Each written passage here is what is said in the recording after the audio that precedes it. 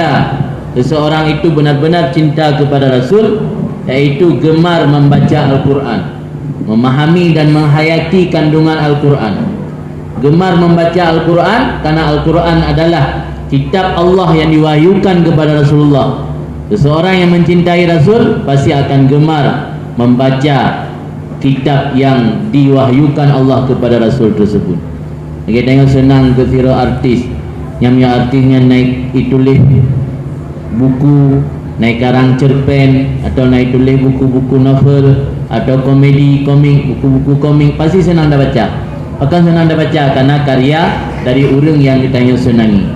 Jadi salah satu buku ataupun kitab yang dibawa oleh Rasulullah iaitu kitab wahyu ilahi, iaitu Al-Quran. Orang yang cinta kepada Rasulullah pasti akan senang membaca Al-Quran, pasti akan senang menghayati makna daripada kandungan Al-Quran.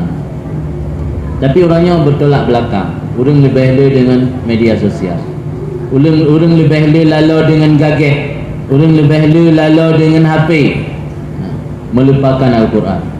Itu yang terjadi orangnya kalau dibayangkan oleh salah siro ulama salaf dari kalangan tabi'in, iaitu Imam Az-Zahhak. Imam Az-Zahhak pernah dijelaskan dalam satu hadis ketika dinisbatkan kepada tabi'in, namanya hadis maqtu'. Hadis yang sambungan riwayatnya sampai kepada Rasul namanya hadis marfu'. Bila sambungan riwayat tidak sampai kepada Rasul tapi kepada sahabat saja namanya hadis mauquf.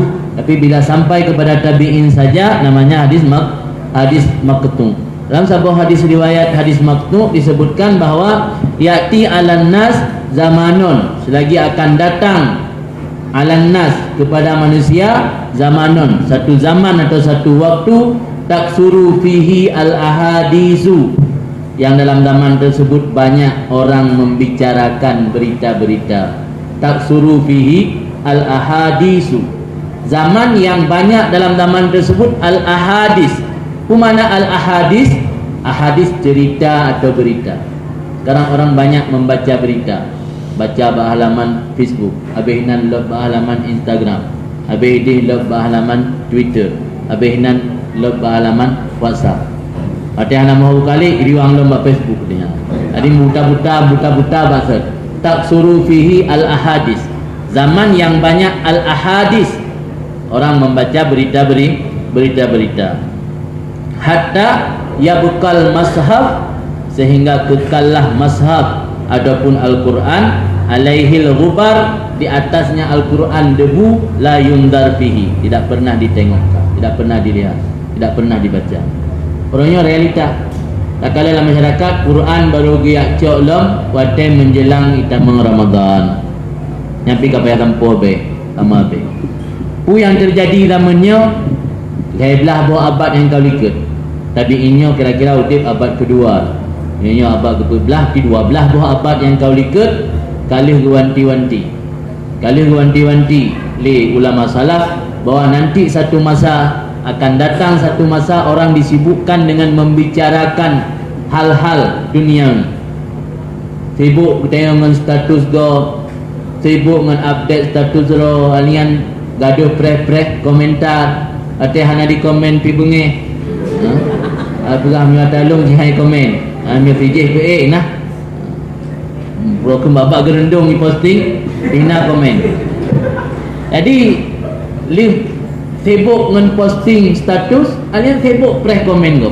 Ada yang nak komen sibuk buat balas. Pakai balasan nak sesuai dengan keinginan dia. Ka terjadi perdebatan. Jadi tak suruh fihil ahadis. Habis wate bak pegah cerita, habis wate bak pegah apa. Nyan kagu wanti-wanti di ulama jamu. Orang realita ada dalam Quran mabe. Quran dia baca Quran tapi payah tempuh be. Tapi apa yang nak payah tempuh? Tabat tamat dia akhir nampak mabe. Mi apa yang nampak mabe? Mi Quran nampak mabe. Dua orang dah nak talak kan mabe.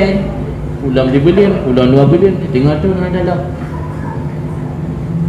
Kemudian tanda yang kelima, yang keempat no kana 5.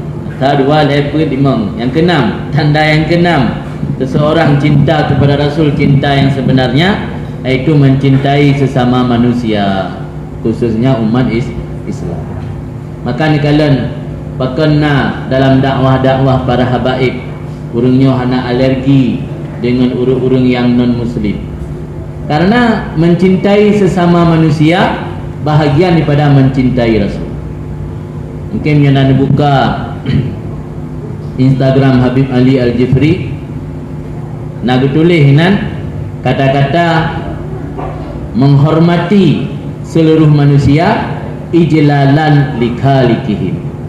Menghormati seluruh manusia ijlalan likhalikihim. Menghormati orang kafir ijlalan likhalikihim, karena mengagungkan pencipta mereka. Siapa pencipta mereka? Allah. Menghormati orang kafir karena mengagungkan Allah, hanya makhluk Allah sih. Kan tak hormati kekufuran, tak hormati kekufuran, tak rida kekufuran, malah tak jadi kufur. Menghormati sesama manusia ijlalan likhalikihim, mengagungkan pencipta mereka.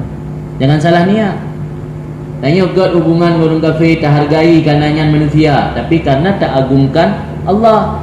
Yang lagi hana dapat binatang, sama aja, sama derajat.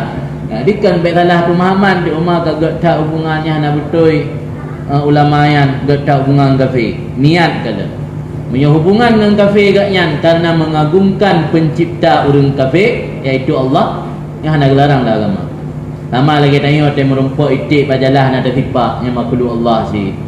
Sama ada merumpuk pu masa kambing hijak keroi binah jalan ada pupuk dengan Honda.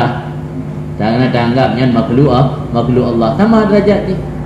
Dan baiknya pemikiran sebahagian orang lagi enak sebahagian orang awam adapun orang dari kalangan orang Islam sendiri menghormati kafir karena jasa kafir. Dalam agama Allah mencipta manusia yang tujuan untuk khidmat kepada manusia lain. Yang harus ingat. Baik salah hantu. Gara-gara HP-nya temuan dari orang kafir, kali kitanya senang ke orang kafir secara berlebihan. Tidak dibenarkan. Baik gara-gara pesawat yang pegang orang kafir, kau senang ke kafir berlebihan. Allah menciptakan manusia yang tujuan untuk khidmat ke manusia yang lain. Masuk kafir. Mungkin yang gara-gara tajik susu kerana susunya dari limau senang tak ke limau. Tak takzim limau luar biasa. Hanya Allah nak susu raw ke. Kemudian kilo nak sehat tu. Di orang kafir yang tak bagi limau je teman dengar. Di baik tanya gara-gara anak temuan teknologi dari orang kafir tak berlebihan mengagungkan orang kafir. Lah agama hana gebi perang orang kafir selama orangnya hana diperang ditanya secara langsung. Kaitan mong lanang royak perang yang baru wajib jihad. Jadi termasuk bahagian pada mahabbah cinta kepada Rasulullah, yaitu cinta kepada sesama umat manusia, apalagi umat Islam.